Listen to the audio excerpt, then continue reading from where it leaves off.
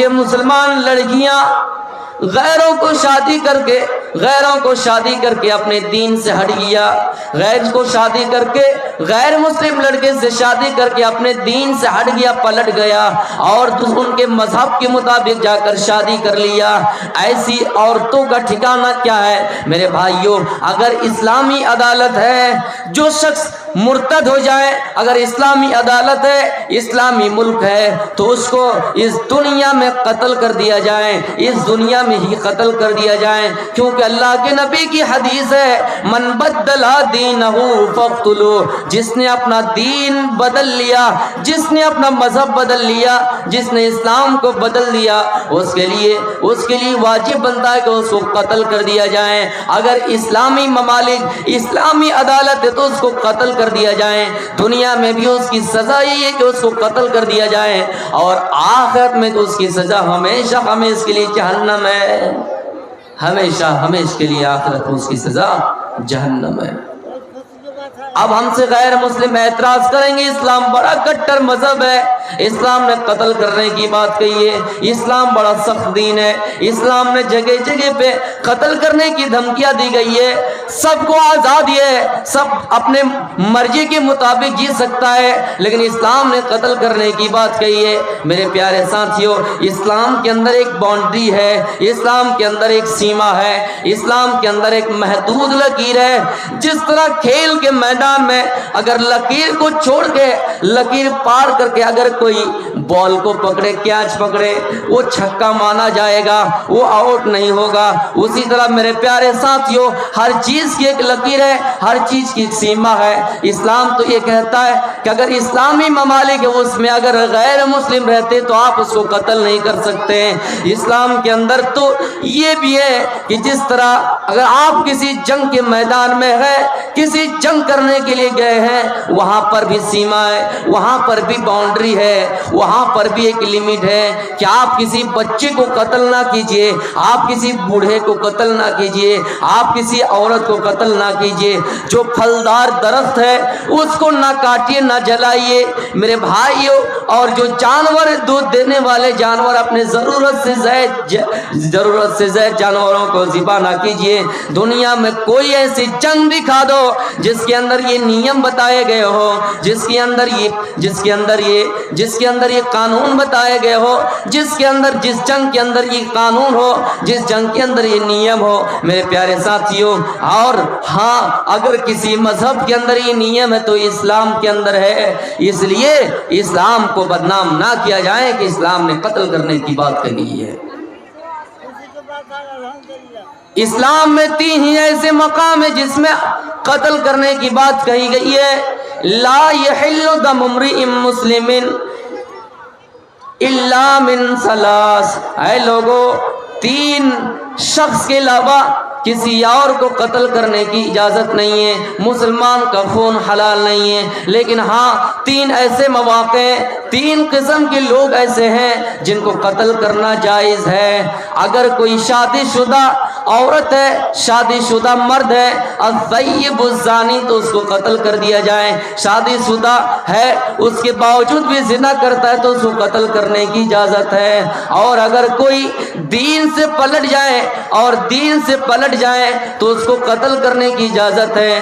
اور تیسرے قسم کے لوگ وہ ہوں گے جنہوں نے کسی کو قتل کر دیا تو اس کے قتل کے بدلے میں اس کو قتل کرنا جائز ہے، اس کے علاوہ کسی کا خون بہانا جائز نہیں ہے۔ لیکن اسلام کو یہ کہنے والوں کہ اسلام میں صرف قتل کی بات کہی ہے، اسلام میں گردن اڑانے کی بات کہی ہے۔ میرے پیارے ساتھیوں، 3 قسم کے لوگ ایسے ہیں جن کو قتل کرنے کی اجازت ہے، اس کے علاوہ کسی مسلمان کا خون بہانا جائز نہیں ہے۔ آپ کو ایک چیز بتاؤں، ایک بہت بڑا دشمن تھا ثمامہ ابن اوسال،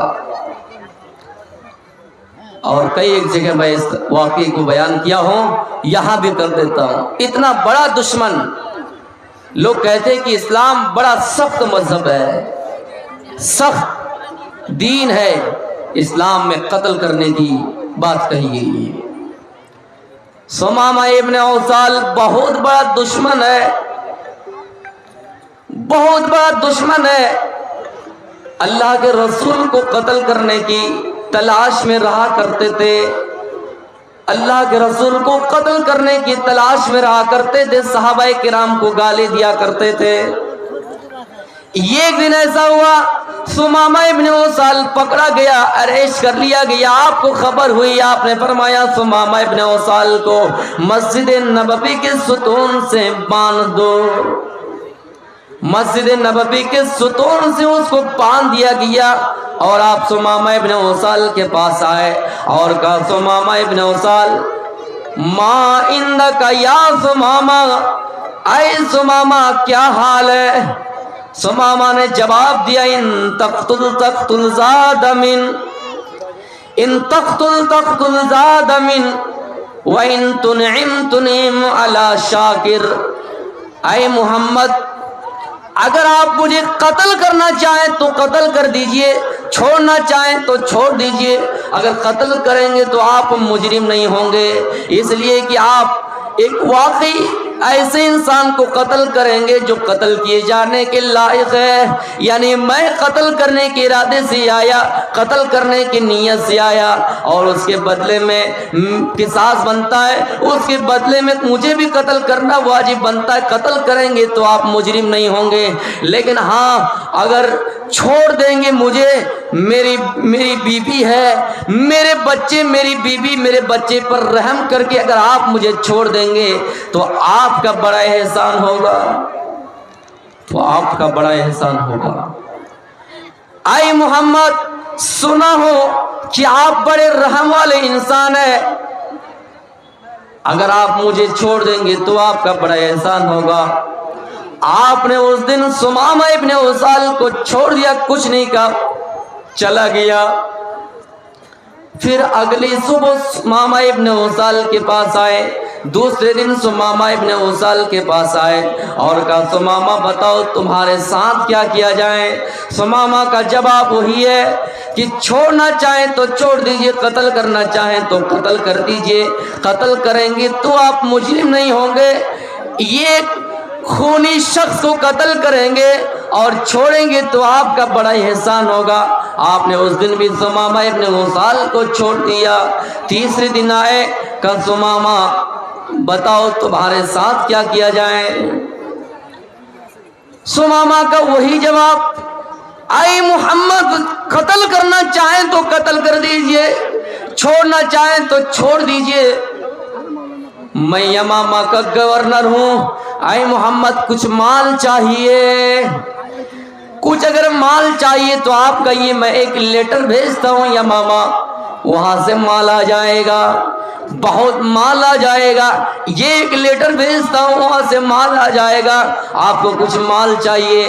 آپ نے فرمایا نہیں نہیں اے ثمامہ مجھے مال نہیں چاہیے، اے ثمامہ مجھے مال نہیں چاہیے۔ آپ نے تیسرے دن ثمامہ کو آزاد کر دیا، جاؤ، چھوڑ دیا، ثمامہ کو آزاد کر دیا۔ ثمامہ وہاں سے چل دیے، تھوڑی ہی دور گیا تھا، راستے میں کنواں نظر آیا، اس کنویں کے پاس بیٹھ گئے، کنویں میں بالٹی ڈالا، پانی نکالا، پانی نکالنے کے بعد ثمامہ وہیں پہ غسل کیا، غسل کرنے کے بعد پھر اللہ کے نبی کے پاس آ گئے۔ آپ نے دیکھا ثمامہ کیا بات ہے، واپس آ گئے۔ اے ثمامہ کیا میری کسی پولیس نے تجھے بارڈر پہ پریشان کیا؟ کیا میرے صحابہ نے تیرے راستہ روکا؟ کیا میرے صحابہ نے تجھے پریشان کیا؟ کیا بات ہے ثمامہ کیوں واپس آئے؟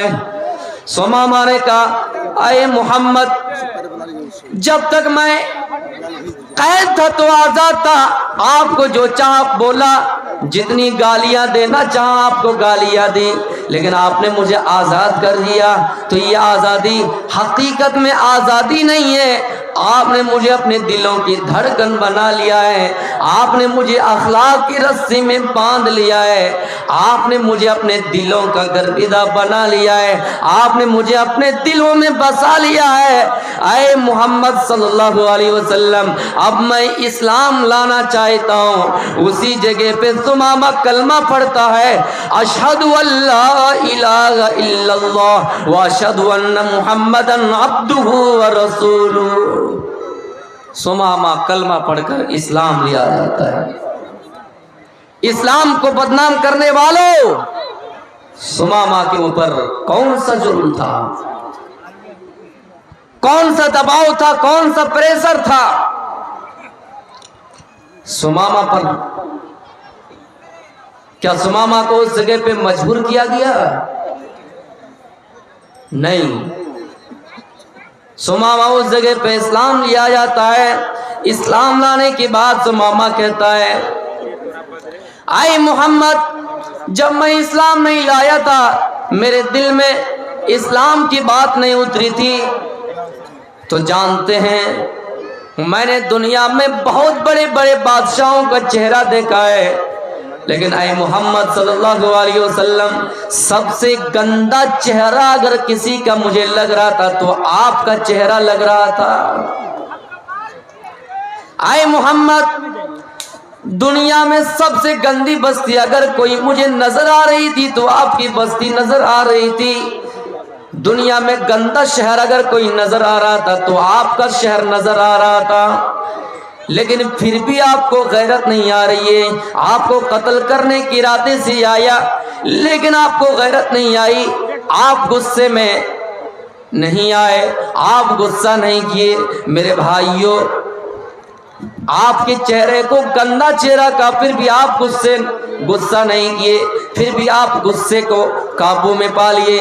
मेरे प्यारे साथियों, जिस चेहरे के बारे में अर्श वाले ने कहा था वसिराजम मुनीरा, जिस चेहरे के बारे में कुरान ने ये अल्फाज नकल की, वसिराजम मुनीरा, अल्लाह कहता है हमने मोहम्मद को रोशन चिराग बनाकर भेजा है। मोहम्मद का चेहरा रोशन और चमकने वाला है। सिराजम मुनीरा यानी रोशन चिराग है। मेरे प्यारे साथियों, मोहम्मद रसूलुल्लाह के चेहरे के बारे में हजरत आयशा ये शेर पढ़ा करती है, लना शम्सुन वलिल आफाकी शम्सुन, ऐ लोगों, हमारा एक सूरज है, आसमानों का एक सूरज है, हमारा एक सूरज है और आसमानों का एक सूरज है।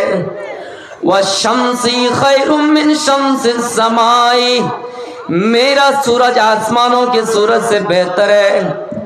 फ़इन्न शम्स तत्लु बाद फजरिन, इसलिए कि आसमान का सूरज तो है जो दिन में फजर के बाद चमकता है।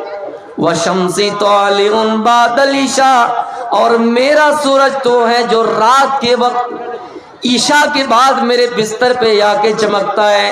हजरत आयशा रज़ी अल्लाह ताला अन्हा अल्लाह के रसूल सल्लल्लाहु अलैहि वसल्लम के बारे में कह रहे हैं, ऐ लोगो, लना शम्सुन वलिल आफाकी शम्सुन, हमारा एक सूरज है और आसमानों का एक सूरज है। मतलब ये है अल्लाह के रसूल को सूरज बता रहे हैं, लोगों, हमारा एक सूरज है, आसमानों का एक सूरज है, लेकिन हमारा सूरज आसमानों के सूरज से बेहतर है। इसलिए कि आसमान का सूरज तो है जो दिन में फजर के बाद चमकता है, और मेरा सूरज रात के वक्त ईशा के बाद मेरे बिस्तर पे आके चमकता है। जिस नबी के चेहरे के बारे में हजरत हसन इब्न साबित ने यूं शेर पढ़ा करता था, वासन मिन कलम तरकत आईनी वाजमल मिन कलम तलिदिन निसा, दुनिया में सबसे हसीन और जमील चेहरा मैंने आज तक मोहम्मद के अलावा किसी का नहीं देखा, और दुनिया के अंदर किसी औरत ने, किसी माँ ने इतना खूबसूरत बच्चा पैदा ही नहीं किया। आज तक मेरी आंखों ने मोहम्मद रसूलुल्लाह जैसा हसीन और जमील चेहरा किसी का नहीं देखा, और दुनिया के अंदर किसी माँ ने इतना खूबसूरत बच्चा पैदा ही नहीं किया। तो मेरे प्यारे साथियों, इस्लाम को बदनाम करने वाले ये कहते हैं कि इस्लाम आतंकवाद है। इस्लाम को बदनाम करने वाले ये कहते हैं इस्लाम में जगह जगह पे, इस्लाम में सिर्फ कत्ल की बात कही गई कि जहां मिले गर्दन उड़ा दी जाए। नहीं, बल्कि इसका ऑपोजिट है, जिसको कुरान ने नकल किया کیا ہے مسلمانوں، یہ سمجھتے ہو کہ یہودی آپ کا دوست بن جائے گا، یہ سمجھتے ہو کہ عیسائی آپ کا دوست بن جائے گا؟ دوست اسی وقت بنے گا جب آپ ان کے دین پر چلنے لگیں گے، جب آپ ان کی پیروی کرنے لگیں گے، جب آپ ان کے مطابق اپنی زندگی گزارنے لگیں گے، تب وہ آپ سے خوش ہو جائیں گے۔ اور مسلمانوں میں کتنی ایسی برائیاں آ گئی ہے، جیسے جنم دن منانا اور نئے سال کی مبارکبادی دینا، کتنی ایسی چیز آ گئے جو ہم اور آپ یہودی کی رسم و رواج کو اپنا لیے میرے بھائی۔ اور ایک ہی تو میرے پیارے ساتھیوں، میں یہ بتا رہا تھا، جو مرتد ہو جائے گا، اسلام کو چھوڑ دے گا، وہ اللہ کا کچھ نہیں بگاڑ سکتا۔ یہی واقعہ بیان کر کے میں اپنی تقریر کو ختم کروں گا۔ جو مرتد ہو جائے گا وہ اللہ کا کچھ نہیں بگاڑ پائے گا، برباد وہ خود ہوگا۔ دنیا میں اس کی ایک سزا اور بھی ہے۔ کیا سزا ہے؟ ایک عیسائی تھا، اسلام لے آیا، اسلام قبول کیا، اللہ کے رسول صلی اللہ علیہ وسلم نے ان کو ایک کام دے دیا۔ وہ عیسائی رائٹر تھے، وہ عیسائی کاتب تھے، لکھنا جانتے تھے۔ آپ نے ان کو ایک کام دے دیا، کیا ہے فلا؟ وہ مسلمان ہو گیا تھا، آپ نے اس کو ایک کام دیا، آئے فلا جب میرے اوپر قرآن کی آیتیں نازل ہو، جب قرآن کی آیتیں نازل ہو، جبریل وحی لے کر آئے تو آپ اس کو لکھنے کا کام کرنا۔ آئے فلا جب میرے اوپر قرآن کی آیتیں نازل ہو تو تم لکھنے کا کام کرنا۔ وہ عیسائی جب مسلمان ہوا تو آپ نے اس کو یہ کام دے دیا، اور وہ کچھ دنوں تک لکھنے کا کام کیا، لکھتا رہا، لیکن پھر ایسا ہوا کہ وہ عیسائی دوبارہ عیسائی بن گیا، مرتد ہو گیا، اسلام کو چھوڑ دیا اور وہ مرتد ہو گیا۔ میرے بھائیوں، جب مرتد ہو گیا تو مرتد ہو کی بس نہیں کیا، بلکہ مرتد ہونے کے بعد یہ افواہ اڑا دی اور نبی کی شان میں گستاخی کی، اور کہنے لگے، اے لوگوں، اے مکے والوں، اے لوگوں سنو، یہ جو محمد ہے ان کو کچھ نہیں آتا ہے، میں نے ان کو جتنی باتیں لکھ کے دی اتنا ہی جانتا ہے، اس کے علاوہ کچھ نہیں جانتا ہے۔ نبی کی شان میں گستاخی انہوں نے کرنا شروع کر دیا۔ یہ محمد کو ہم اور آپ پڑھیے صلی اللہ علیہ وسلم کچھ نہیں جانتے، ہم نے ان کو جتنا لکھ کے دیا اتنا ہی جانتے ہیں۔ مسلمان ہوا، عیسائی تھا، مسلمان ہوا، نبی نے لکھنے کا کام دیا، کچھ دنوں تک لکھا بھی، لیکن پھر سے دوبارہ عیسائی بن گیا۔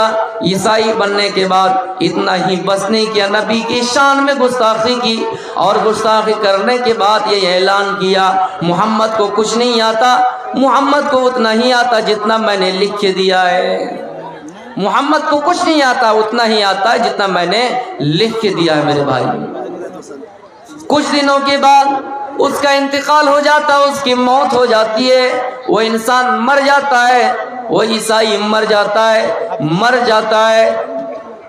جب وہ مر گیا تو ان کو ان کی قوم نے ایک قبر میں دفن کر دیا، ان کی قوم نے ان کو ایک قبر میں دفن کر دیا۔ جب صبح ہوئی تو دیکھتا ہے کہ اس کی لاش باہر پڑی، جب صبح ہوئی تو دیکھتا ہے کہ اس کی لاش باہر پڑی ہوئی ہے۔ میرے بھائیوں، ان کی قوم نے سوچا ضرور یہ محمد اور ان کے ساتھی کا کام ہوگا، اس لیے کہ انہوں نے محمد کی شان میں گستاخی کی ہے، اس لیے محمد اور ان کے ساتھیوں نے بدلہ لیا ہے اور ان کو قبر سے نکال دیا ہے اور باہر رکھ دیا ہے، اور گہری قبر کھودی گئی اور اس کو اس قبر کے اندر رکھ دیا گیا۔ پھر اگلی صبح آ کر دیکھتا ہے تو کیا دیکھتا ہے؟ قبر نے اس کو پھر باہر نکال دیا ہے اور پھر اس کی لاش باہر پڑی ہوئی ہے۔ پھر کہا ان کے ساتھیوں کا یہ کام ہے، عیسائی لوگ آئے اور کہا یہ ضرور محمد اور ان کے ساتھیوں کا کام ہے، اس لیے کہ یہ نبی کی شان میں گستاخی کیا کرتے تھے، اس لیے ان کے ساتھی نے بدلہ لیا ہے، اور گہری قبر کھودی گئی، اتنی گہری کھودی گئی کہ اس کو کھود کر نکالنا ایک رات میں آسانی سے نہیں نکال سکتا ہے، اور گہری قبر کھود کے اس کو رکھ دیا گیا۔ پھر اگلی صبح دیکھتا ہے کہ اس کو پھر باہر رکھ دیا گیا ہے، قبر نے اس کو باہر نکال دیا ہے۔ تو میرے پیارے ساتھیوں، وہ لوگ سمجھ گئے نہیں، اتنی گہری قبر کھودنے کے بعد پھر بھی ان کی لاش باہر پڑی ہوئی ہے، اس کا مطلب یہ ہے کہ یہ محمد کا کام نہیں ہے، یہ ان کے ساتھی کا کام نہیں ہے۔ ضرور ان کو اللہ نے عذاب دیا ہے، ضرور ان کو ایشور نے عذاب دیا ہے، اس لیے کہ یہ نبی کی شان میں گستاخی کرتے تھے، اس لیے کہ یہ مرتد بھی ہو گئے، نبی کی شان میں گستاخی کرتے تھے، اور نبی کی شان میں جو گستاخی کرتے ہیں اس کا انجام اسی طرح ہوتا ہے۔ میرے پیارے ساتھیوں، تب پھر اس کو ایسے ہی یوں ہی زمین پہ پڑا رہ گیا، پڑا چھوڑ دیا، زمین میں اس کو چھوڑ دیا، یوں ہی زمین پہ اس کو چھوڑ دیا، اس کو دفن نہیں کیا، اس کو دوبارہ اور قبر میں نہیں رکھا۔ تو میرے پیارے ساتھیوں، جو مرتد ہو جائے گا اس کی سزا دنیا میں بھی یہی ہے، اور آخرت میں تو ہمیشہ ہمیشہ کے لیے جہنم میں رہیں گے۔ میرے پیارے ساتھیوں، میں یہ بتا رہا ہوں کہ یہودی آپ سے کبھی خوش نہیں ہو سکتے یہاں تک کہ آپ مرتد نہ ہو جائیں، اور مرتد کا ٹھکانہ اس دنیا میں دیکھ لیجیے اس واقعے سے کہ اس کی لاش باہر پڑی رہ گئی، اور فَأُولَٰئِكَ حَبِطَتْ أَعْمَالُهُمْ فِي الدُّنْيَا وَالْآخِرَةِ، اس کی اعمال دنیا اور آخرت میں بھی برباد ہو جائیں گے، اور آخرت میں وہ ہمیشہ جہنم میں رہیں گے۔ عیسائی آپ سے کبھی خوش نہیں ہو سکتے، ہاں اگر آپ ان کے دین میں چلیں گے، ان کی پیروی کریں گے تو آپ سے وہ خوش ہو سکتے ہیں۔ میں اپنی تقریر کو یہیں سے ختم کرتا ہوں، میری طبیعت بہت ہی ناساز ہے، اس لیے جو انداز تھا میرا تقریر کا وہ نہیں ہو سکا۔ انشاءاللہ اگر کبھی پھر دوبارہ موقع ملے، حیات باقی تو ملاقات باقی۔ وما علینا الا البلاغ المبین، وآخر دعوانا الحمد للہ رب العالمین۔ السلام علیکم ورحمۃ اللہ وبرکاتہ۔